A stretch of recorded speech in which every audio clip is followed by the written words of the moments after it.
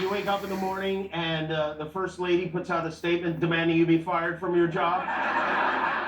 We've all been there, right? You've been there, right, Guillermo? Yeah, sure. As you know, they had House Correspondents' dinner in Washington on Saturday night after a man with multiple guns and knives crashed the party and may have shot a Secret Service officer. Fortunately, the guy was wearing a bulletproof vest and is okay. They're not sure exactly what happened, but they got the guy. He was charged today. No one was hurt, thank goodness. A lot of people were shaken up on a night that is supposed to be lighthearted. The White House Correspondents' Dinner, if you don't know, it used to be an annual event before Trump showed up, but every year they'd have a comedian roast the room. The president, the vice president, members of the press, everybody got roasted. I did it once. I hosted it. It was a lot of fun. But this year, they said no comedian. We're bringing in a mentalist instead. So on Thursday, 3 days before the event, dinner on my show, I put on a tuxedo.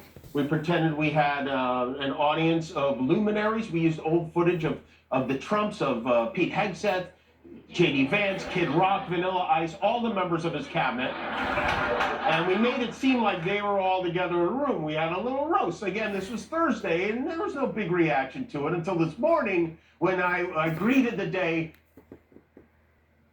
No big reaction? Timmy, do you watch Fox News?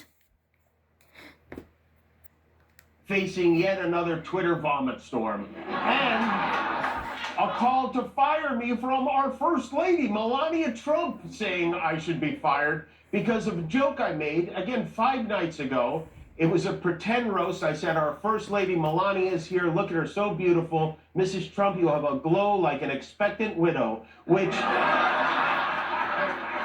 obviously was a joke about their age difference. Not funny. It was a very light roast joke about the fact that he's almost 80 and she's younger than I am. It was not by any stretch of the definition a call to assassination, and they know that. I've been very vocal for many years speaking out against gun violence in particular, but I understand that the First Lady had a stressful experience over the weekend, and probably every weekend is pretty stressful. And also, I agree that hateful and violent rhetoric is something we should reject. I do, and I think a great place to start to dial that back would be to have a conversation with your husband about it, because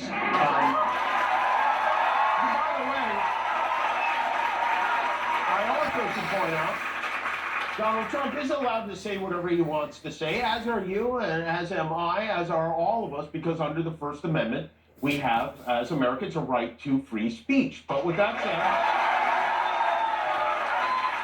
I am sorry that you and the president and everyone in that room on Saturday went through that. I really am. Just because no one got killed doesn't mean it wasn't traumatic and scary. And we should come together and be best. We really should. But if you want us to believe that a joke I made 3 days before this dinner had any effect on anything that happened, well, it... Okay, I had enough. Jimmy, you are tone deaf and you are such an idiot. You cannot see your own fucking behavior 3 days earlier, and 3 days.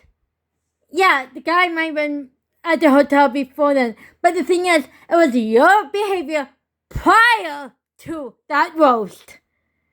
And all these liberals who are calling out hate speech and calling out violence for Trump.